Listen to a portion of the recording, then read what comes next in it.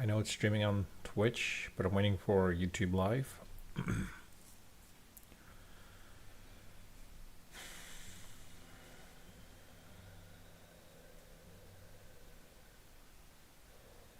Okay. I want to welcome all to my channel. Um, Actually, let me just bring this down a little more. That's fine. Sorry. Welcome to my channel. Basically, today, just going to do a quick live stream reviewing. Might as well do a live stream anyways. BJ's, if you're part of BJ's Brewhouse Beer Club, for the month of September, October, they have their Franconian style red lager. It's BJ's Rotbeir. As you see here, I wish I had, basically not opened it, but I opened it because I was thirsty. So, welcome all. To describe what they say right in the beer. Oh, that's really good. Let's see. What they write here is a malty aroma and flavor, super smooth and crisp finish, or super smooth red lager with a light toasted malt aroma and hints of caramel sweetness. The finish is crisp with mild hop bitterness originating in the Franconia region of northern Bavaria. Rotbeir is a lesser-known amber lager style that is just as easy drinking and delicious as Oktoberfest. Of course, this is 1 pint, 5.1% alcohol level, 22 IBU, and it was canned and brewed in BJ's Brewhouse in Reno, Nevada. The malts, Best Malls Red X, hops Bravo, Gear Hallertau, and Tradition. I'm not sure what that means, honestly. You think I would know that since I'm a beer club member and all that stuff. But you know what? Honestly, that kind of sucks that BJ's doesn't do a sort of in-house per each restaurant or per each brew house, you would say, type of meetup to discuss the beer and basically discuss the beer of the month, basically, or beer of that 2 month period. I will say this though, it is very refreshing. Very refreshing indeed. I'm not a huge amber person, basically, but it doesn't have that aftertaste that you would as normal amber and lagers. To be quite honest. That's a little surprising actually. But with that, I'll say this: for those who've are new to my channel, it's one of those things where I'll do a live stream once a week, at least once in the week, once a week basically, for the year. It was a New Year's resolution I made myself basically. I don't know, resolution, but something I thought of, well, might as well do it. I mean, it's almost the end of the year, almost. Once it's like December, we'll see what happens. But in this time around, I mean, it's one of those times where I figured why not do it today. I've done it for once a week, so let's see. Outside of that, I would say this. When I was talking with my wife, I was wondering, should I end it? Unfortunately, now I won't be able to end it because I've been charged for the following next 2 months, November and December. And it's one of those things where I thought to myself, the beer is good. Getting the free beer, not bad. That's about like a pint per. You get 4 pints. That's about what? Let's say $5. That's about $20 right there. Plus, you get another pint and a half of another beer, and is about maybe about $7 as well too. So between between 16 to, I want to say, $32. I mean, or $22. Sorry, $16 to $22 right there. That's half the price. Then you also get a free Pizookie, which is good. If you don't know what a Pizookie is, look it up. It's pretty good. BJ's is well known for that, and also their pizzas, their type of pizzas, which is pretty impressive. Their pizzas alone, the cost of those pizzas alone is pretty much the membership itself. And then, of course, there's the free appetizers. Now, the appetizers can range from the sliders and fries to like wings, which are great. So honestly, I have yet to go for one this end of this year, end of this month. I mean, might do it on tomorrow or might do it on Monday, honestly, or maybe on Halloween, All Hallows Eve. Anyways, to take that up and do that. But with that, I'll leave it at that. I'm not going to leave it at that. I'm just leaving with my review right there. But in any case, I was going to say, it's like, it does pay for itself, essentially. If you guys have a issue with it, I mean, not an issue with it, but if it's a money issue, then yeah, it makes sense not to buy it, but or be a member of it. But at the same time, if you like beer and you love food, this pays for it and eventually. And I think the whole purpose of BJ's is basically to get people to come there to essentially two things: keep coming there and hopefully doing more stuff with it. Now I will say this: with the pizza, it kind of sucks. You have to do a takeout. That's kind of stupid because I don't want to say it's kind of stupid, but they must have had a reason for this, because when they were doing it in-house, like, when you could order the pizza in-house, I brought a couple of people with me. We ordered slices, or not slices, we ordered the pizza, but we finished it and we were really hungry and we drank more as a result of it too, honestly. So like, it's one of those things where like, we were paying more money as a result, dropping more money down, actually, surprisingly enough. And I thought that's something they would want, essentially. But apparently they didn't. So I'm like, okay, if that's what you want, okay. I mean, honestly, because like more often than not, you want people to come in not only for the food, but then drop down more money for like whatever it is. Like if you're going to buy a pizza, you're going to bring maybe 2 or 3 people. All right, you probably finish it. But in reality, if you bring in like 5 or 6 people, especially during football season or any games, I mean, honestly, you're going to take more at that point as well, too. And the one thing I think I mentioned in one of my other videos about this, is I kind of miss the fact that they used to give this growler, and you could get pay $5 for it, but then you would get for practically free refills. I mean, you were paying $4 for the growler itself.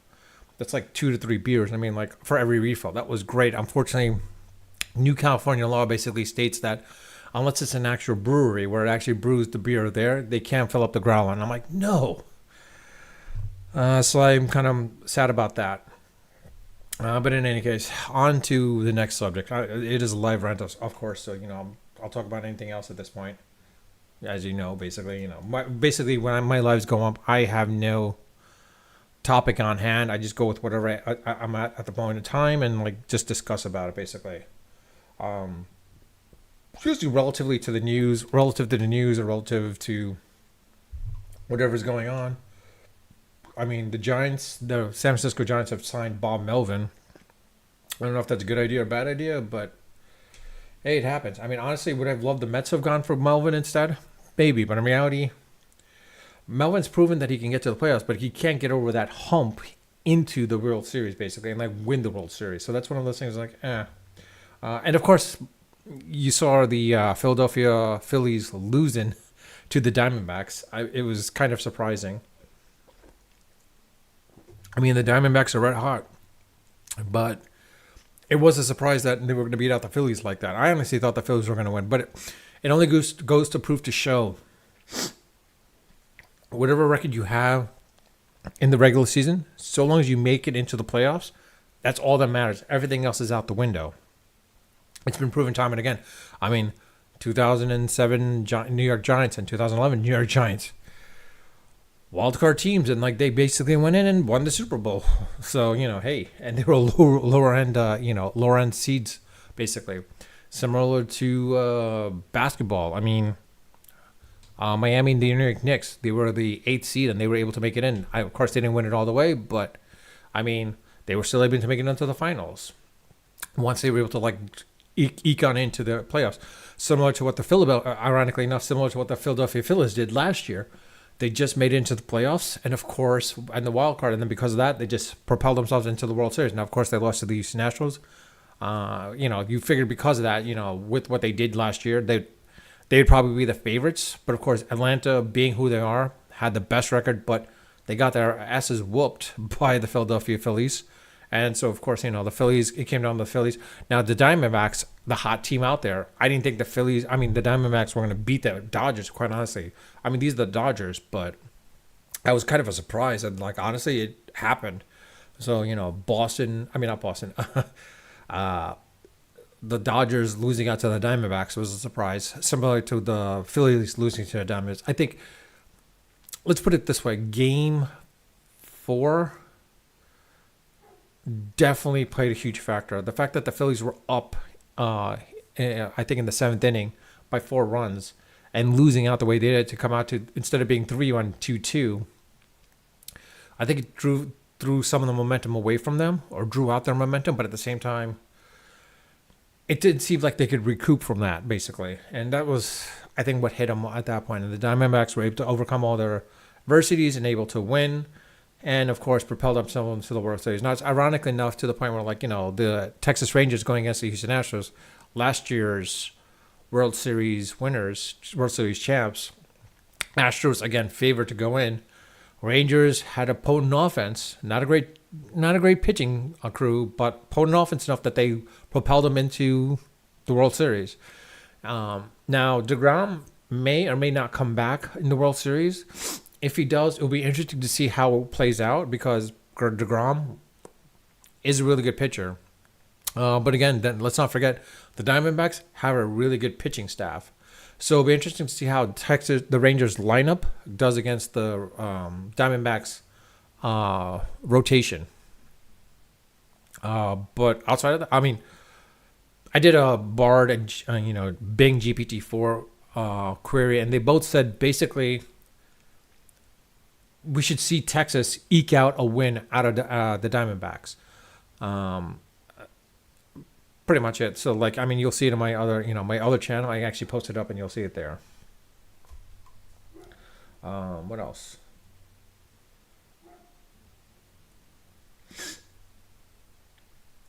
I'll do the spread for the football team tomorrow. Considering that the Jets are favored to beat the Giants, I think they are. I think they should be able to beat the Giants, quite honestly.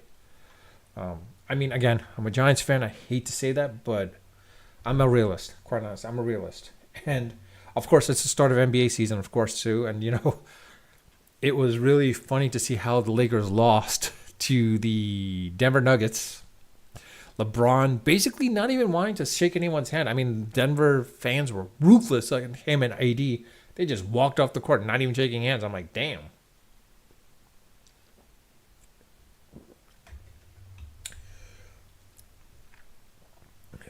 Oh, I'm reading now on The Athletic. Craig Counsell might interview for the Mets manager position. I didn't think the Brewers were going to let Counsell go, but it looks like it might happen. Interesting.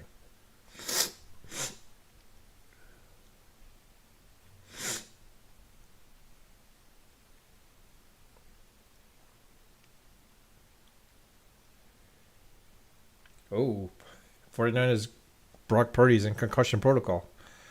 I guess San Francisco wishes they didn't get rid of Trey Lance now.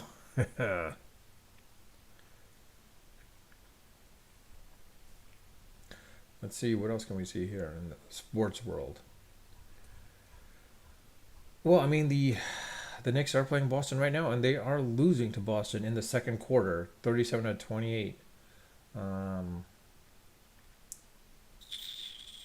And the start of hockey season started too, and like the Islanders are playing the Ottawa Senators. They lost to the Devils, unfortunately. So I'll be upfront. The Islanders are, I'm not going to say upfront, but frank.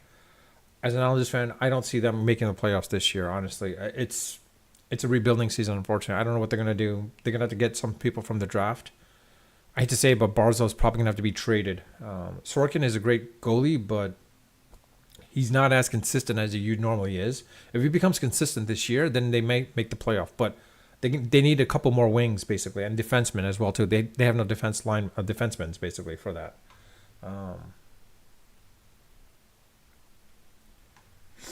see, what else?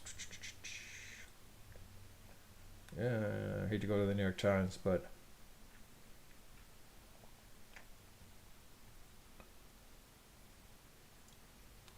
Oh, Mike Johnson is the Republican speaker after all this, after all the hullabaloo and all that stuff. He's an ultra right conservative. Okay, it'll be interesting to see how this works out. Um, well, that's a big mistake on Turkey's part to back Hamas. They're going to alienate. I don't know how the U.S. works with Turkey in this situation if they're going to alienate themselves in that situation.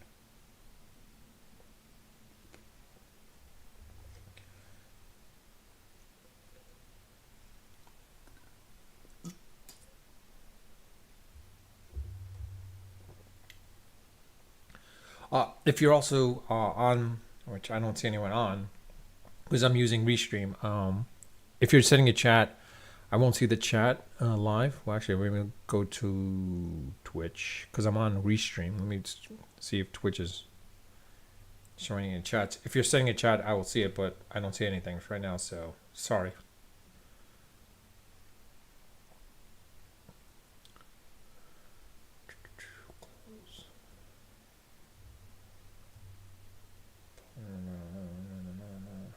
Oh, I'm sorry.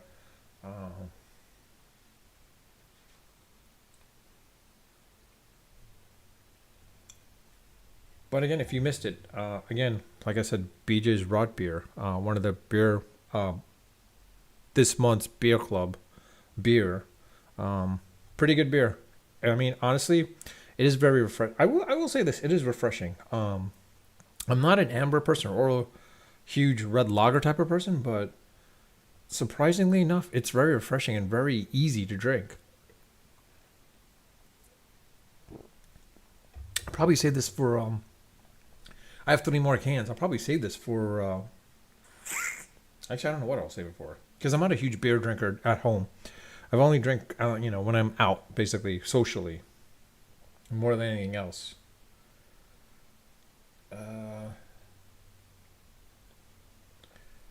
Let's see, tech wise, what's going on in the tech world? Actually, I haven't read anything in the tech world for quite a while. Rust. Actually, funny enough, I want to get into Rust. I haven't had time to go into Rust. Everyone was saying go, go, go, use go, the Go language, but Rust seems to be the way to go, actually, surprisingly enough. And it seems like it's more intuitive. I'll have to test it out and see. If anyone buys one,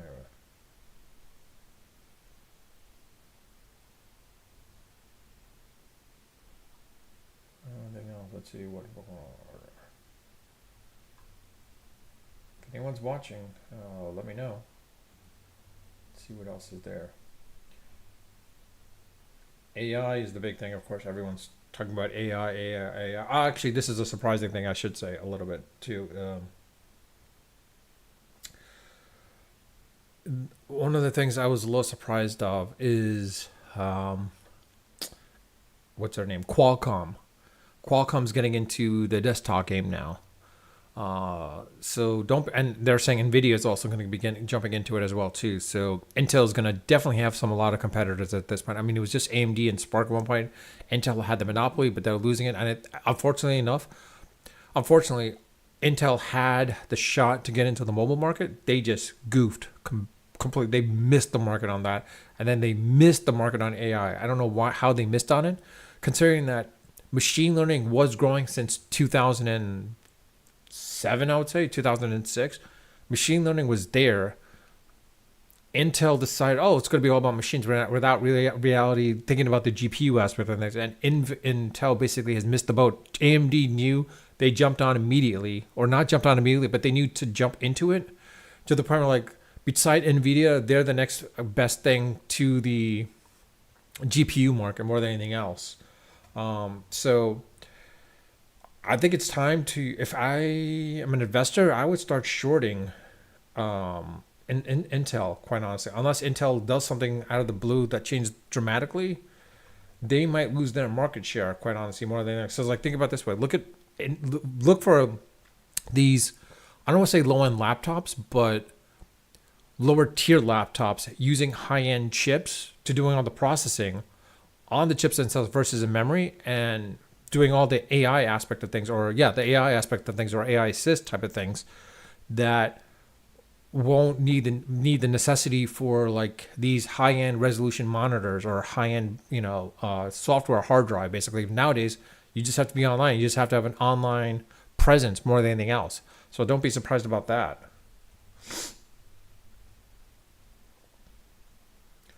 I mean, yeah, it was really surprising how Intel dropped the boat on that.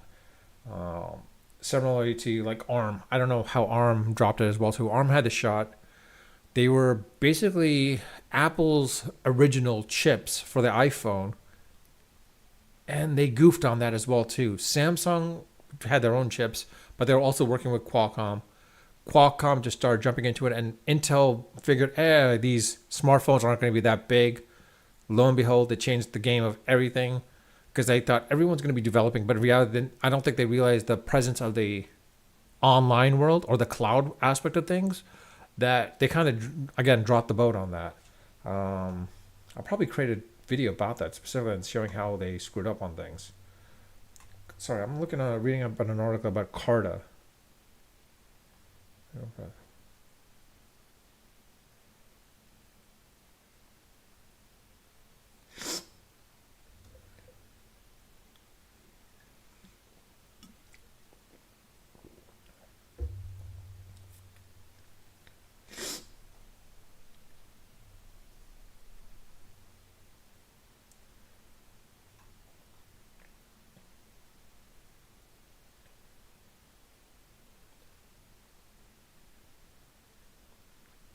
All right, so there's an article about Carta, the sort of equity management company. It basically manages startups' options and distributes the options appropriately and whatnot to the appropriate employees and such. But apparently, it's got some whole aspect where I didn't see about the press until I'm seeing it now, where the CEO basically came out and basically says like, you're going to see bad press, or there might be bad press about a bros club fraternity type of thing going on, or more so the boys club culture. Of course, like sexual allegations and abuse, indecent exposures, etc. Basically, more of like a the product officer herself was a bully. The former chief product officer, Heidi Johnson, was a bully. Had the lowest manager approval rating and misused corporate finances for personal use. Whoa, and that's a woman.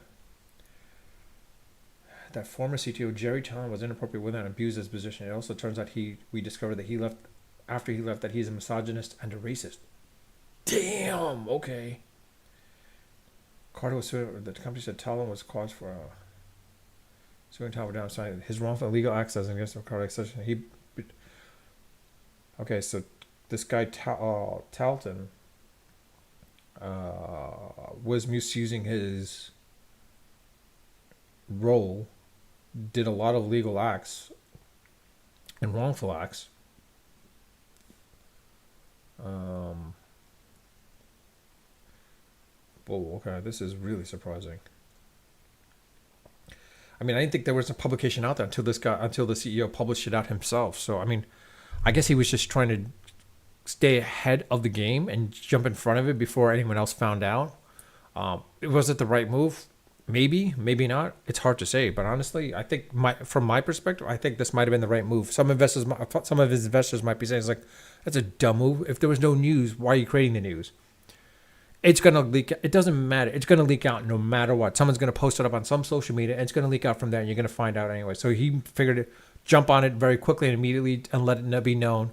I mean, it was already probably being circulated within the company, and probably I didn't hear anything about it, quite honestly, in the Reddit world per se, about Carta, but chances are it was going to be out there anyway. So, and it was eventually going to leak out to X, TikTok, and all the other social media platforms anyway. So, I think he did the right move at this point. It might bring more scrutiny on to the company much earlier than anticipated, but at least he is I stepped ahead of what was going to come out, and then tried to defend himself. But with that, yeah, I mean, not much I can say right now, to be quite honest.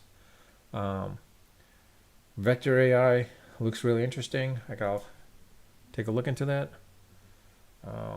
Actually, I should be working with Apache Pinot a little bit. I might do an article about, not an article, a video about it once I work with it a little bit. But anyways, with that, I'll leave it at that. Once this video, of course, it's live.